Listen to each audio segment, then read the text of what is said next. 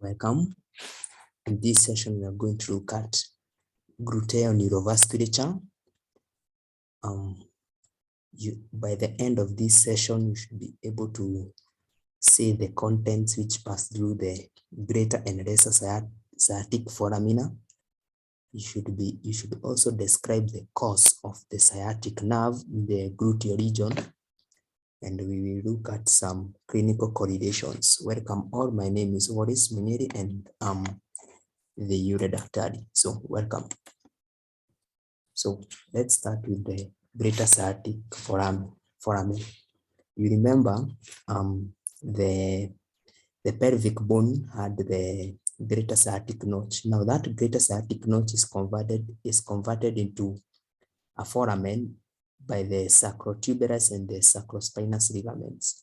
So the greater sciatic foramen is considered as the door to the gluteal region because structures, neurovascular structures usually pass from the pelvic cavity into the gluteal region using the greater sciatic foramen.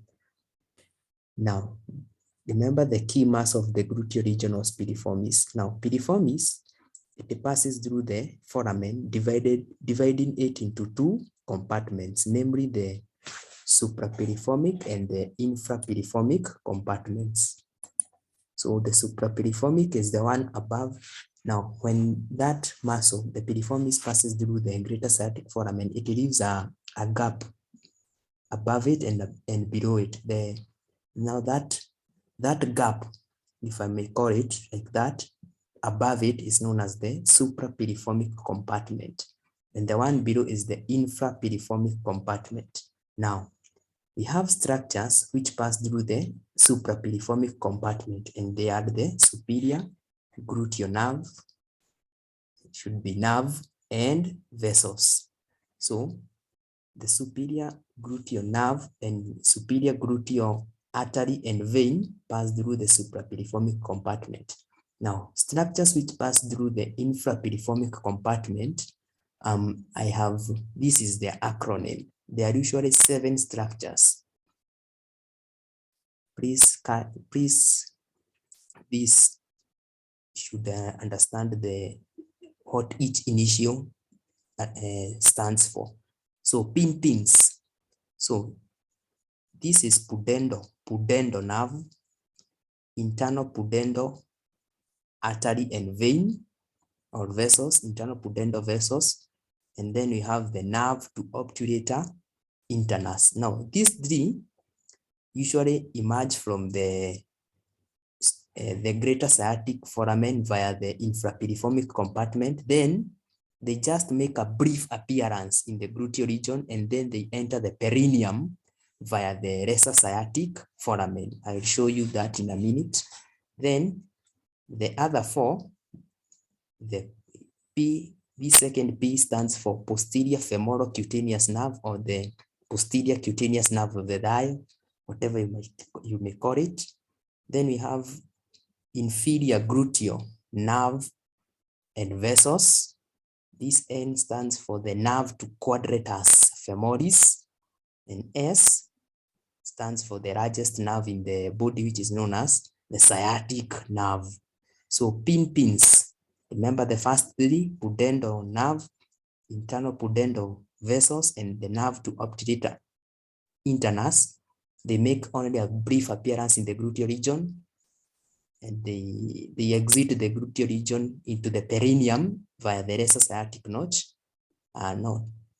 or lesser sciatic foramen to be correct.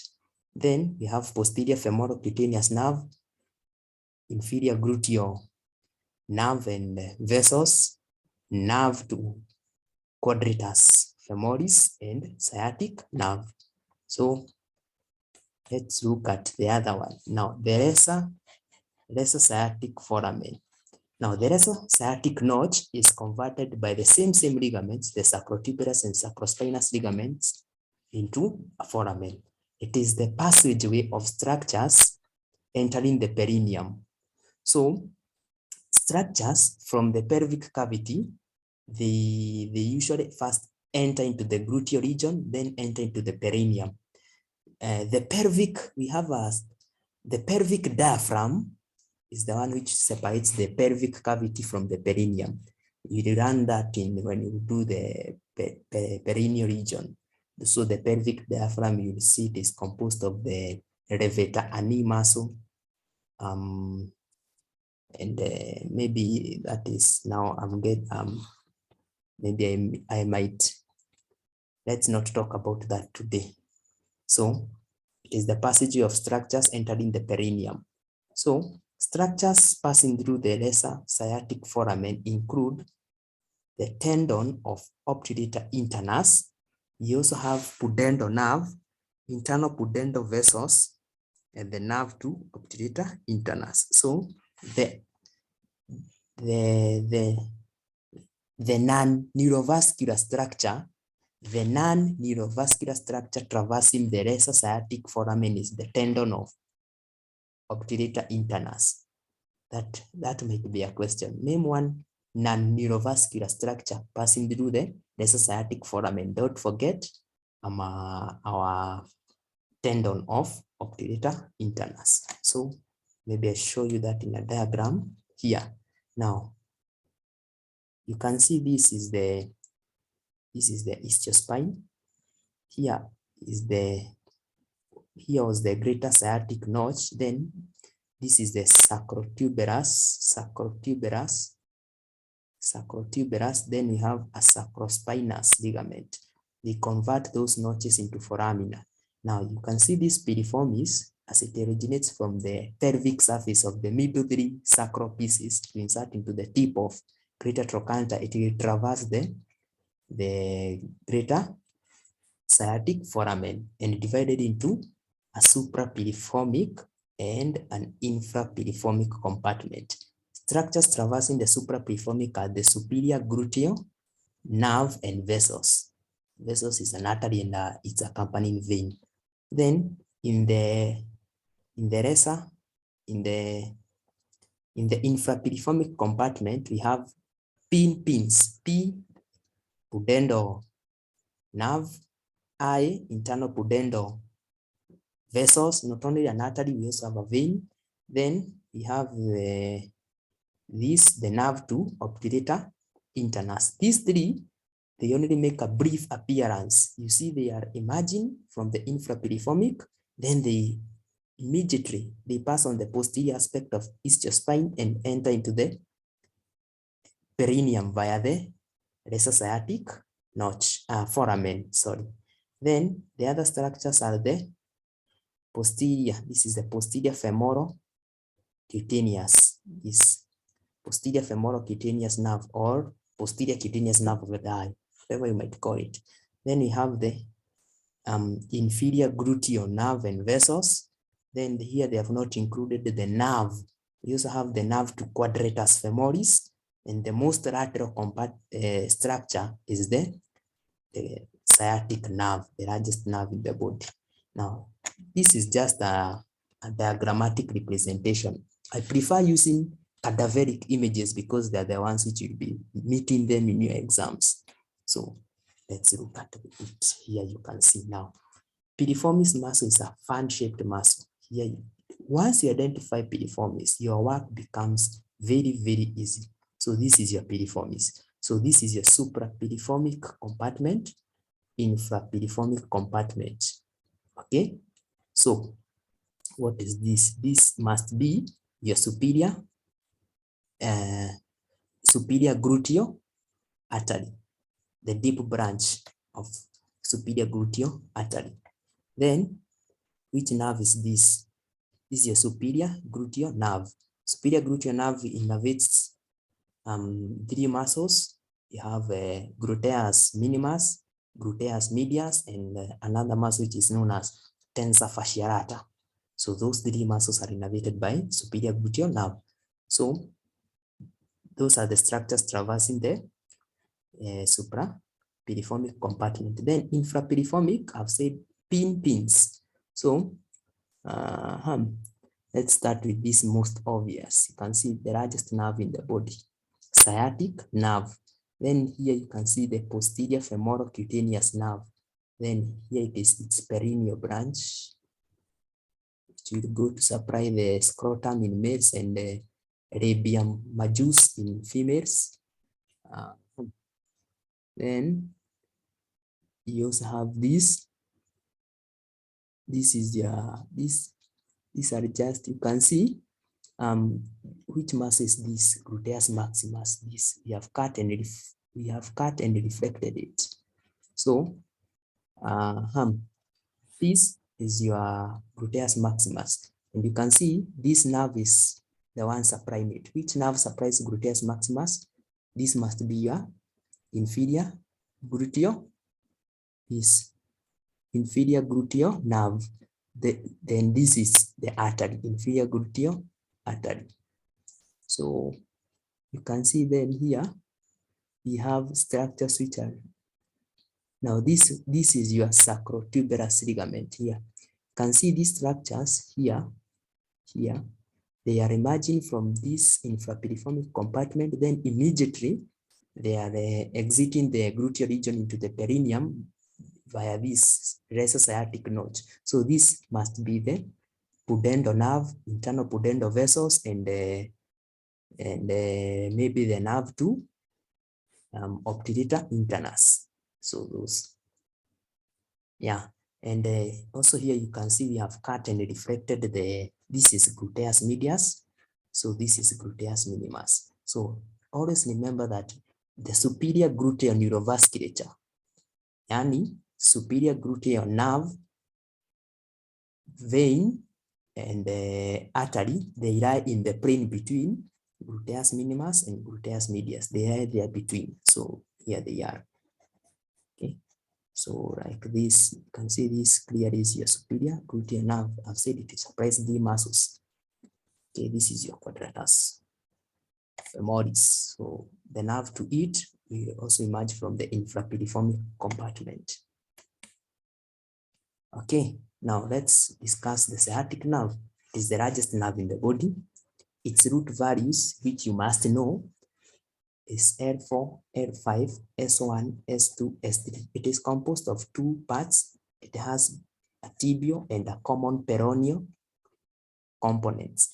So other books lately, there have been some efforts to change this peroneal to fibula. So you can meet some text saying it has tibial and common fibula components. So the tibial component, its root values are L4, L5, S1, S2, S3, whereas for common peroneal are L4, L5, S1, S2. Okay, here you can see L4, L5, S1, S2, S3. Now the tibial nerve is the ventral divisions of L4, L5, S1, S2, S3, but common peroneal is the dorsal divisions of L4, L5, S1, S2. Now the two combine to form the sciatic nerve, your largest nerve of the body. So let's look at its cause of sciatic nerve. Now, in the pelvis, it usually lies in front of piriformis under the cover of the piriformic fascia. So then it enters the gluteal region through the greater sciatic foramen below the piriformis or in the infrapiriformic compartment. Here it runs downwards with a slight lateral convexity and passes between the ischial tuberosity and greater trochanter. So this is a mark point. So it usually passes at the midpoint between the ischial tuberosity and greater trochanter at the midpoint. Then it enters the back of the thigh at the lower border of gluteus maximus and runs vertically downwards. Then just above the superior angle or at the superior angle of the popliteal fossa, we will discuss the popliteal fossa, which is approximately at the junction of the upper 2/3 and the lower 1/3 of the back of the thigh. It divides into its two terminal branches, the tibial and common peroneal nerves. Now, that is its cause. Then where does it derive its blood from. It is a very big nerve such that it has its own branch from the inferior gluteal artery, where in the gluteal region. So that branch to sciatic nerve is known as the arteria nervi ischiadici. Arteria nervi ischiadici. So that is the name of the branch, the artery to sciatic nerve from the inferior gluteal artery. Okay, this course, you can pause the video and look at it. This course, you must understand it because it can be asked. Now, let's look at it. Now, here you can see this is a piriformis. It emerges from the infrapiriformic. Then you can see a slight lateral convexity. Okay, then you can see here, it is deriving here. We have a branch from the inferior gluteal artery to the sciatic nerve, the artery to sciatic nerve, the arteria nervi ischiadici. So you can see then it will go deep. This mass is known as the long head of biceps femoris. So it will run deep to the long head of biceps femoris. Now, in this other picture, we have cut the long head and deflected it to show you. You can see a slight lateral convexity. Then it runs downwards, line between. It rises deep to the long head of biceps femoris, and but on the surface of adductor magnus. This is adductor magnus muscle. Then you can see at this point it is dividing into, this is the tibial nerve, and the lateral one is the common peroneal nerve, or the common fibular nerve. So that is the cause of the sciatic nerve, and it usually gives muscular branches to all muscles of the hamstring. It gives muscular branches to the hamstring muscles. Okay, muscles of the back of the thigh. Okay, so this image, you must understand it. And how do you differentiate a sciatic and posterior femoral cutaneous? Posterior femoral cutaneous is this nerve, and you can see it is lying superficial to, it should rise superficial to the long head of biceps femoris. Maybe I will show you. I have another diagram. This image, I urge you to understand it because you can be asked at any point. So now, what are some clinical correlations? Gluteal intramuscular injection. Now, I think when everybody has ever had this, or most people, but you don't do it anywhere. You don't inject the patient anywhere in the buttocks. There is a specific quadrant, the upper outer quadrant of the gluteal region. That is the site of intramuscular injection. Because you have ever heard of cases where a child has an injection and they become paralyzed because of negligence of the doctor. They say they injured the sciatic nerve. The sciatic nerve is a very important nerve that it will supply most of the muscles of the leg and the foot. So injury to this is very dangerous. So this is the site of intramuscular, in fact it should be intra, not inter, intramuscular injection, the upper outer quadrant. The gluteal region is one of the commonest sites of intramuscular injection of drugs. It is given in the gluteus medius muscle at this site. Remember, at this site, it is the gluteus medius muscle, which is just covered by the gluteal aponeurosis. Okay. In fact, you will not pierce the gluteus maximus. It is gluteus medius. If given randomly, it may damage the sciatic nerve. It is safe only when it is given in the upper lateral or the upper outer quadrant in the gluteal region, or above a line extending from the posterior superior iliac spine to the upper border of greater trochanter. But I urge you to use this one, upper lateral quadrant of the gluteal region. This line approximately corresponds to the upper border of gluteus maximus. So that line from the posterior superior iliac spine to the upper border of greater trochanter. This is the posterior superior iliac spine to the upper border of greater trochanter. That line approximately corresponds to the upper limit of gluteus maximus. So that is one clinical correlation. And let's look at another known as the piriformis syndrome. Now, piriformis syndrome is a clinical condition characterized by pain in the buttocks due to compression of the sciatic nerve by piriformis. What might cause the compression of the sciatic nerve by the piriformis? Maybe you have the hypertrophy or spasm of the piriformis muscle. So it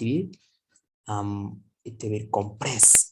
What will cause hypertrophy? Hypertrophy is like excessive growth of a muscle. Let's say you have ever seen weightlifters. You see their biceps are very large because they have hypertrophied. Now let's say you are a cyclist. You know, cyclists, they use the muscles of the gluteal region very much when cycling. So the piriformis muscle becomes hypertrophied. So it will compress the sciatic nerve and they start complaining of pain in the buttocks. So that is the piriformis syndrome. I think we have come to the end. Thank you for your attention and subscribe for more anatomy and biochemistry content. Thank you.